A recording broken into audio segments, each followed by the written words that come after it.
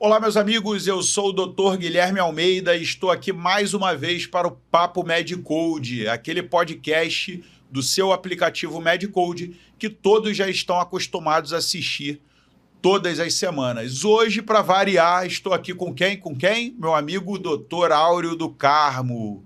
E vamos dar algumas dicas aí para você que acabou de se formar, acabou de sair da faculdade e quer saber como é que é essa transição da vida de estudante acadêmico para a vida de médico. Tudo bem, Áureo?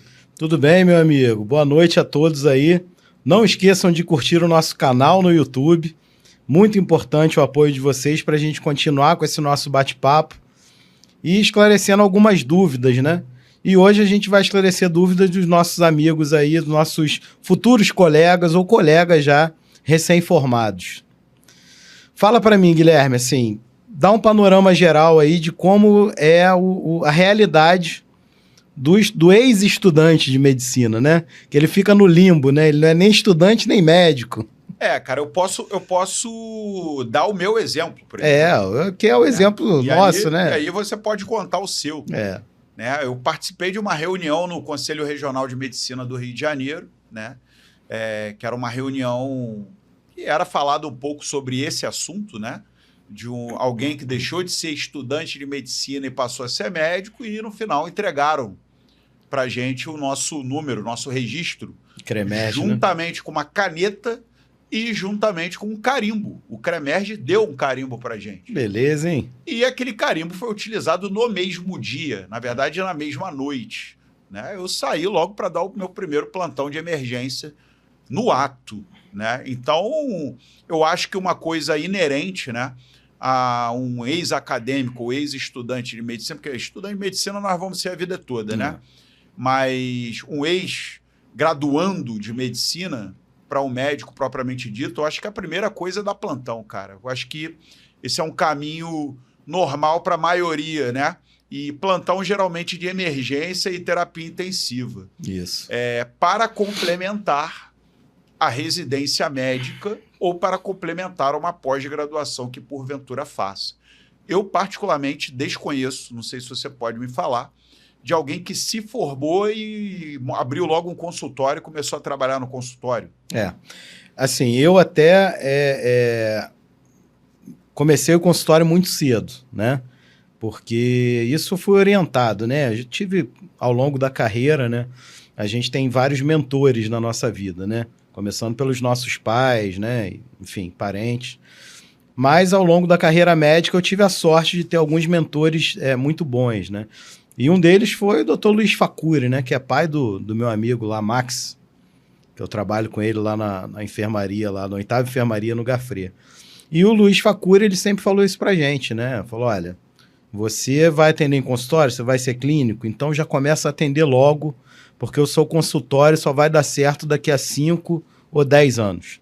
Dá certo o que ele quis dizer está estabilizado em financeiramente, de pacientes e pagar os custos. Exatamente. Então, essa era a realidade naquele momento, né? Eu estou formado há 24 anos, né?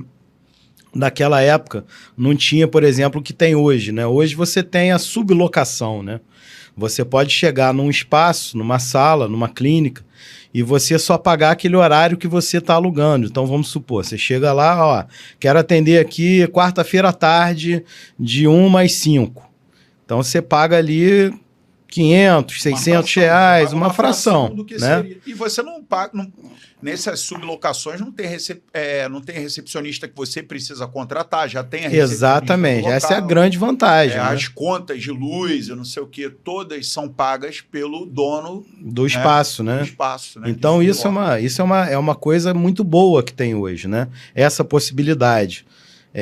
Naquela época, não. Você tinha que arcar com os custos da sala. E aí Você visualiza alguém se formando hoje, começando a fazer consultório semana que vem? Vivendo de consultório ou fazendo só? Fazendo. Tipo, me formei hoje, semana que vem... Não é o comum, né? Não é o comum. Mas é o que eu tento orientar, pelo menos os mais novos. Falar, começa logo. Quando você se formou? O que eu fiz foi plantão, óbvio, né? Não tem jeito. Primeiro a residência, natural, né? A residência, eu priorizei a formação à residência. escolhi a residência. A residência, né, geralmente começa ou começava ali em fevereiro, março, né? Isso. E geralmente, dependendo do semestre que você se forma, mas no meu caso, eu formei em dezembro. Né? Então tinha um gap até começar a residência. Se o cara se forma no meio do ano, ele tem o gap porque ele ainda não fez a prova de residência. Isso, Talvez foi alguns... Foi o meu caso. Talvez alguns nem trabalhem e continuem estudando para a prova de residência, e talvez alguns mesclem, né? Vou dar um plantãozinho de 12 aqui Exatamente a minha estratégia. E vou fazer a prova de residência. A minha estratégia foi exatamente essa. Eu me formei no meio do ano. Obviamente, já tinha começado a estudar para a prova no início do ano, né? E no meio do ano já não tinha mais o internato. Então, tive mais tempo. E muitos colegas, né, ao meu ver, eles erram fazendo isso, né? Pega aquele monte de plantão, aí dá 48 horas de plantão por semana, né? E acaba ficando cansado e não estuda direito para residência. Eu não, eu peguei exatamente isso, 12 horas de plantão e atendi aos sábados de manhã numa clínica que não era um plantão, mas funcionava como um consultório, né? Só que não era um consultório meu, era uma clínica onde eu fazia um atendimento ambulatorial. E aí a gente começa, né, a atender os pacientes ambulatoriais. E a possibilidade 2 talvez seja ingressar num atenção básica, talvez. Hoje, assim, é outra realidade também que era diferente da nossa, né? Na época que a gente se formou, você se formou um pouco depois, mas eu acredito que também não existisse ainda medicina de família e comunidade, não existia essa especialidade. No formato de hoje, não. Então, na amplitude que tem hoje. Então, hoje é uma realidade e, assim, as instituições, elas estimulam, né, que o sujeito faça medicina de família e comunidade. Começando pela bolsa, né? A bolsa de residência, ela é inclusive 3 vezes maior. O piscante, né? O oscilante mais médicos, né? Também. Oscilante também. Porque acaba, volta. Assim, a gente tem um planejamento da assistência em saúde no nosso país, independente do governo e tal, é ruim, né? A gente tem hoje muita irregularidade e muita diferença, né, da medicina que se exerce em determinados estados ou cidades para regiões interioranas, por exemplo. Eu tive alguns alunos que voltaram para suas cidades no interior, né, ou eram daqui e resolveram ir para o interior para trabalhar no Mais Médicos ou trabalhar na atenção básica, para ganhar um dinheiro. E alguns deles até tinham a ideia de fazer residência depois, né? Que é uma coisa que eu já não aconselho tanto, né? Se você quer fazer, eu acho melhor você fazer logo. Também acho. Porque quanto mais você posterga, menor a possibilidade de você efetivamente fazer. E maior a probabilidade de você acabar desistindo, né? A gente tem colegas também que entram no serviço militar obrigatório. E era o próximo que eu ia falar. Né? E eu, inclusive, eu não entrei na residência direto. Eu tinha feito a prova de residência, tinha passado, mas ia para serviço militar obrigatório, né? E eu fui colocado para ir para a Marinha. E na Marinha lá foi a minha turma toda. Os homens todos da minha turma foram para a Marinha. Pouquíssimos foram para o Exército, né? E a gente fez lá a adaptação de 40 dias na ilha do CIAW, no meio da Baía de Guanabara. Tivemos uma formatura linda e maravilhosa de dolma, vestidos de branquinho, marchando, aquela coisa toda. E me mandaram para o navio. Fui para a Corveta Inhaúma. Corveta Inhaúma já desativada. Mas né? Eu não sei se contigo já foi assim, né? Na época que eu fiz prova de residência, quando eu soube do resultado que tinha passado, eu fui lá, né? Eu me alistei na Marinha também, né? Eu fui lá na Marinha, não. Não, a gente não se alista, a gente não escolhe, na verdade. Né? Não escolhe. Não escolhe. Designado para Marinha. Porque eu fiquei com o primeiro distrito naval na cabeça, que foi lá que eu me alistei. E aí, quando eu passei na residência, eu levei lá, né, o resultado dizendo que eu tinha passado pedindo adiamento. Não tinha isso na tua época? Tinha, mas aí, né? A maioria de nós lá decidiu optou por fazer logo, servir logo, e a vaga ficava assegurada da residência assim que terminasse. Porque na verdade a prova de residência saía antes do resultado de se você ia servir ou não. E a questão é que eu e mais vários da minha turma fomos designados para a esquadra. Nós fomos para o navio, amigo. E mar, navio, mar. Eu não fui para marinha. Marinha é marinha, não é terrainha. Ou seja, eu fiquei no mar, amigo, boiando, balançando, né? E lá dentro do mar, amigo, eu tentava estudar e tentava estudar até no mesmo ritmo que a prova de residência, né? O único problema é que o navio balançava horrores, dá uma náusea tremenda você tentar ler num local que balança, né? E o navio, obviamente, o navio de guerra não tinha telefone, não tinha rádio, não tinha televisão, né? Então, o que sobrava é tentar estudar alguma coisa quando o navio não balançava tanto. Isso, por um lado, foi bom, né? Porque eu passei praticamente mais um ano revisando todos os conteúdos para chegar na residência muito bem preparado. Mas hoje, né, muitos, né, vão servir nesse serviço militar obrigatório, em outras forças, inclusive, aeronáutica e exército, e tem que adiar o seu início da residência. O salário é melhor. Melhor do que a bolsa. Do que uma bolsa de residente. Muitos renovam e podem ficar até como 7 anos, né? 8 como anos, RM2, né? 7, 8 anos. 7, 8 anos, Como reserva não remunerada. Alguns vão renovando e nunca vão fazer residência. Outros tentam fazer residência dentro da força. Outros fazem prova para o corpo. Isso. Né? Das Forças Armadas, ingressam e seguem, né? Você conhece alguém que teve essa experiência? Tem um colega de turma. Você serviu depois que você adiou, não? Não. Eu pedi o primeiro adiamento. E depois te livraram. Falaram, não sabia mais não. Aí depois fiz prova de novo, passei para cardiologia. Primeiro fiz clínica médica, depois cardiologia, pedi novamente o adiamento. E aí você só podia pedir 2 adiamentos. Então, beleza. Então, livrou. Acabou. Aí, quando fui, eu também terminei a faculdade um pouco mais velho. Então, você não é primeiro-tenente? Não. Eu sou primeiro-tenente da reserva não remunerada da Marinha. Aí, tá vendo? Mais uma alcunha. Mais um título, exatamente.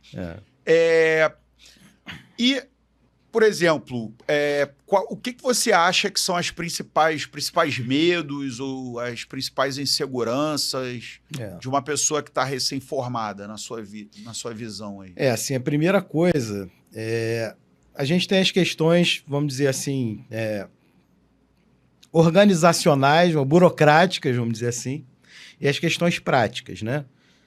As questões práticas dizem respeito à nossa profissão, ao exercício da nossa profissão, ao exercício técnico da nossa profissão. Por exemplo, procedimento, né? Você acha que a galera sai tranquila para dar um plantão de emergência? Claro que não. Assim, independente da preparação da pessoa, independente da formação dela, ela pode ter a melhor formação possível e você de fora vendo que ela é plenamente capaz de desempenhar a função lá de plantonista, né, de CTI ou de emergência, mas ela não vai ter a segurança ainda, né, para exercer. Meu primeiro plantão de emergência com 3 intubações nas costas. Pois é, então é isso. Quem que ia me assegurar que a 4ª não ia ser uma via aérea difícil? Exatamente. Então, assim, a segurança a gente não tem, recém-formado a gente não tem segurança. A segurança a gente adquire com o tempo, né, com as horas de voo, né? Então, isso eu acho que é o que mais deixa as pessoas estressadas, né? É a segurança, né? Eu chamo isso de síndrome do CRM pesado, né? Você tem medo até de prescrever dipirona. Pô, mas se o paciente for alérgico, e como é que faz? Às vezes é bom, né, ter aquele profissional, né? Como se fosse uma rotina. Isso, né? Hoje também tem essa vantagem. Na emergência, coisa que na nossa época não tinha também. Tô falando do CTI. Também. CTI tem uma rotina que vai lá de manhã e tal, mas tô falando no plantão, né?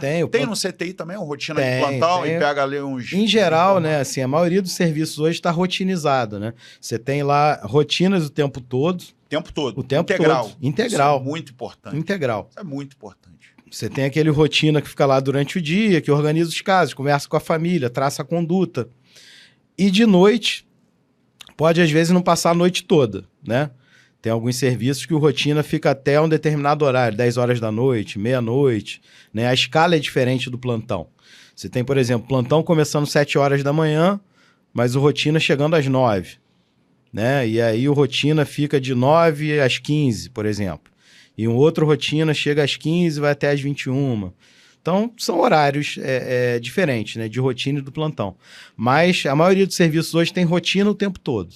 Tanto em CTI quanto em emergência.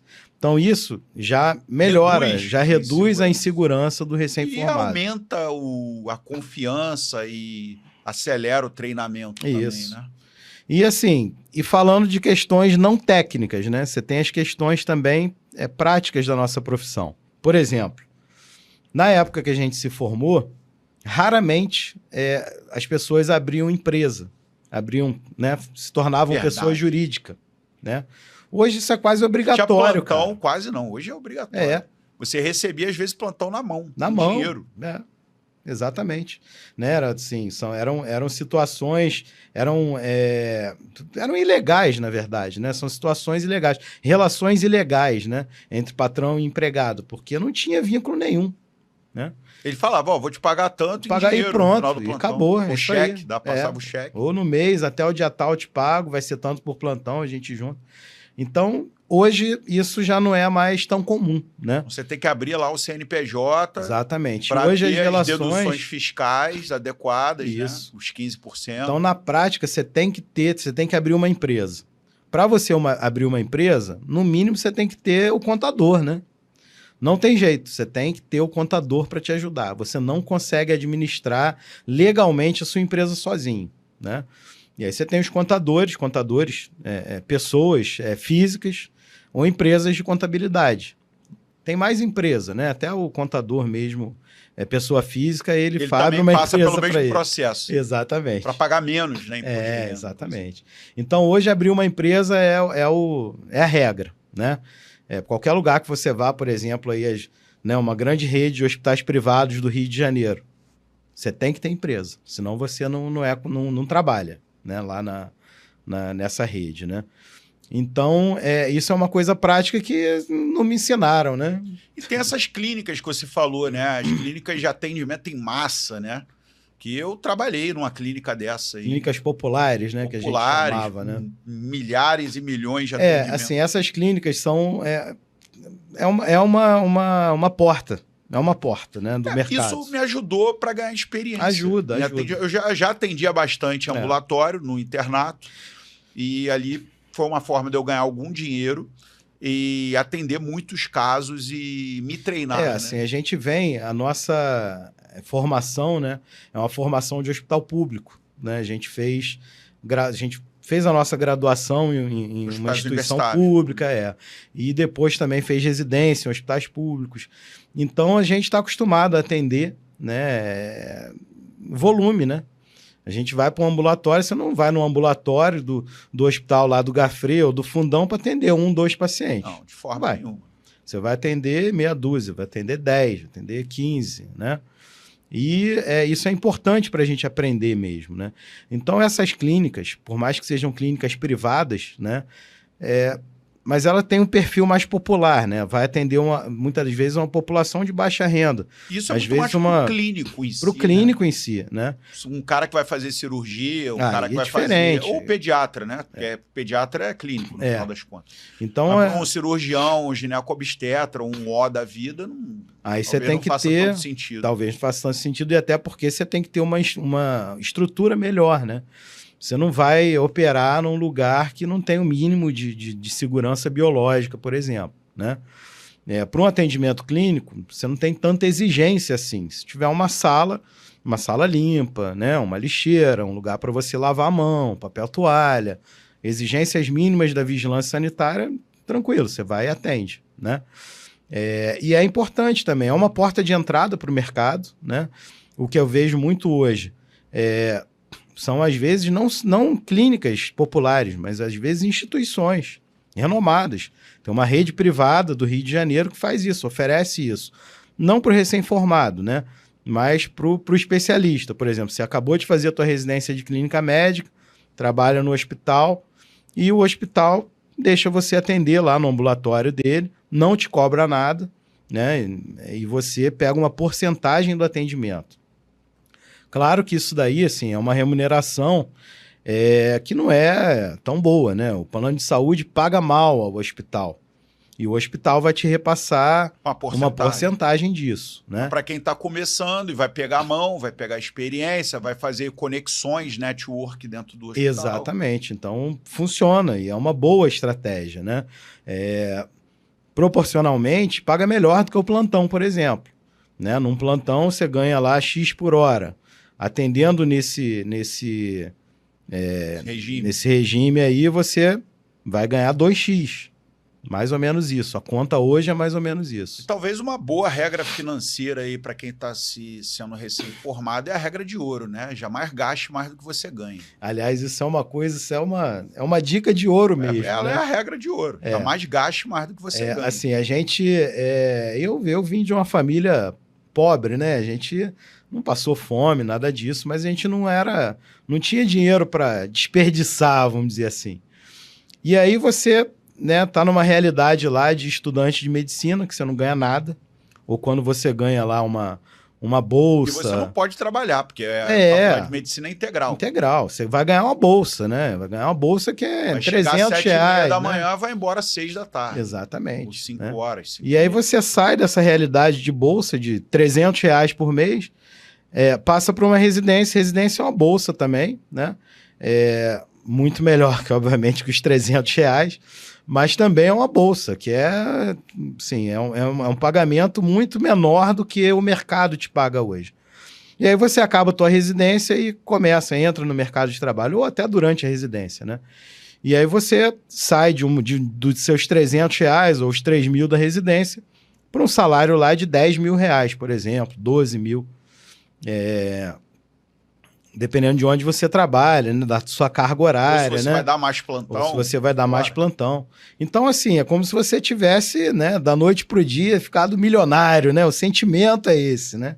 Mas, na verdade, não é bem isso, não é bem assim, né? E aí o que a gente vê são muitos colegas recém-formados, e isso aconteceu muito na minha turma, do sujeito achar que ele virou realmente um milionário, né? E aí ele pega e vai comprar tudo, vai comprar financia tudo, vai comprar um Evoque, né, uma BMW, né? Não, mas pô, como assim? Não, custa tanto, mas a gente divide aí em 60 vezes, né? E aí você vai pagar uma prestação ali de, sei lá, R$5 mil. Quando vê, o cara já tá gastando tudo e tá gastando até mais do que ganha. Essa é a regra de ouro, cara. Jamais gaste mais do que você exato. Tem que dar o passo do tamanho da perna, né, cara? Sempre separe a quantidade que você vai economizar todo mês e trabalhe com o resto. Exatamente. Então, isso é outra regra de ouro, né? Tem que economizar dinheiro. Tem que sobrar dinheiro todo mês, né? Quanto mais sobrar, melhor. Ou o raciocínio contrário, né? Faça o dinheiro sobrar primeiro e gaste o restante. É isso aí. Né? Tem que sobrar o que tu vai viver no Não existe fortuna, não existe prosperidade sem economia. Pô. E para você economizar, você tem que gastar menos do que você ganha. Isso é meio óbvio, né? E outra coisa para carreira eu sempre falei isso, né? E isso para mim funciona. Eu entendo que pode não funcionar com todo mundo. Tenha metas curto, médio e longo prazo. Saiba onde você quer estar daqui a 10 anos, saiba onde você quer estar daqui a 20 anos, mas também saiba onde você quer estar daqui a 5 anos, daqui a 1 ano e daqui a 1 mês. Né? Isso, para mim, sempre foi claro. Sempre. Eu acho que assim, que uma das coisas importantes, né, e foi uma coisa que me norteou ao seu plano, ao seu propósito, eu acho que uma coisa que sempre vale a pena investir na nossa qualidade como médico, né? Como pessoa nem se fala, né? Mas como médico. Então, eu vejo, acho que um investimento mínimo na tua formação, depois que você termina a graduação, né? Isso me norteou, falou, no mínimo são 10 anos investindo na minha formação. Então, o que é isso? Quer dizer que nos próximos 10 anos, a prioridade é a tua formação. Então, pô, se você quer fazer uma residência de clínica médica, depois quer fazer uma residência de endócrino, de cardio, depois vai fazer o mestrado, doutorado, meu amigo, no mínimo 10 anos. Né? E não dá para fazer isso tudo em 10 anos. Vou ficar 1 ano no serviço militar obrigatório, que eu não vou gastar quase nada, porque eu vou ficar lá no mar. Economizei.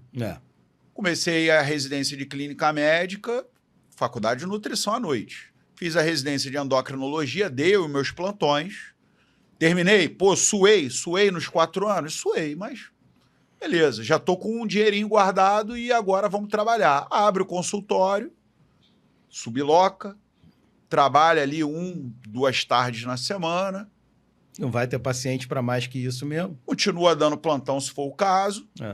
vai tentando ampliar esse consultório. Eu ingressei no mestrado, no doutorado, fiz o concurso para professor. E hoje, graças a Deus, já estou com a minha formação, pelo menos acadêmica, completa e posso ficar um pouco mais tranquilo. Então, assim, eu tinha esse caminho na minha cabeça. É isso aí. E é o caminho que a gente deve ter, assim. Não que a gente vá parar de estudar, não vai parar de estudar nunca. Nunca, né? Agora eu estudo mais até, trabalho mais hoje, só dentro do MedCode. É o tempo que eu disponibilizo lá e estudo e trabalho, né? Tem que continuar, segue. E é um prazer enorme, né? Então, mas eu digo na formação na formal, acadêmica, né? Acadêmica mesmo. Não vou querer fazer outro doutorado. Não vou querer fazer. Tem gente que faz pós-doutorado. Faz 3, 4 doutorados. Mas isso aí é de cada um, né? Aí é quem gosta mesmo disso, né? Mas conhecimento nunca é demais, né? Aprendizado nunca é demais. Mas para o recém-formado, eu acho que essa é a grande dica. 10 anos no mínimo. Então, bora resumir aqui tudo que a gente falou para a gente encerrar o Papo MedCode. Ver se você concorda. Regra de ouro, jamais gaste mais do que você ganha.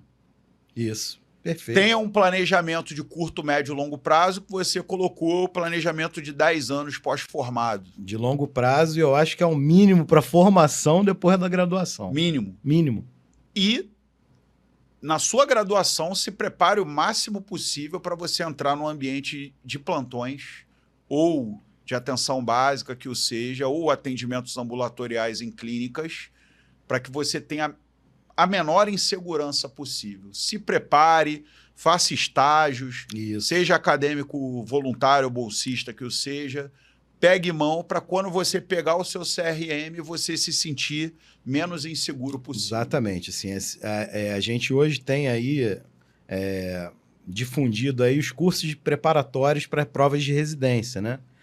São cursos que têm uma qualidade, uma didática muito boa e preparam realmente o aluno para a prova. Teoricamente. Então, assim, eu não sou contra esses cursos, de maneira nenhuma. Mas nunca ele tem que estar vinculado com a atividade prática, senão não adianta. Ponto. Se você deixa de participar do teu internato para ir assistir aula, tá errado. Tá errado. Você tem que ter o tempo para estar no internato, para estar ali. São as horas de voo, né? Da prática médica. Você tem que estar ali praticando. Né? A prova é importante, fazer uma boa residência é importante? Importantíssimo, cara. Importantíssimo.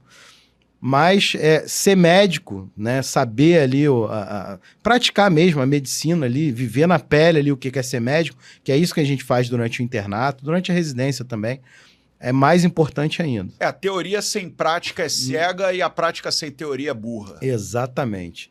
Então a gente tem que organizar o nosso tempo para a gente fazer de tudo e não deixar de fazer, de praticar ali. E a outra coisa que a gente falou foi sobre a empresa, né? Então, essa aí não vai ter como fugir. Essa não tem como fugir. Não há nada mais certo como a morte e o pagamento dos impostos. Isso, exatamente. Então se prepare para casar com um contador. Você vai casar com o contador. E com o governo. E com o governo. O governo já casou desde que nasceu. É pai, é filho. Pessoal, espero que tenham gostado do nosso Papo MedCode de hoje. Aguardamos vocês na semana que vem. Um forte abraço, até breve.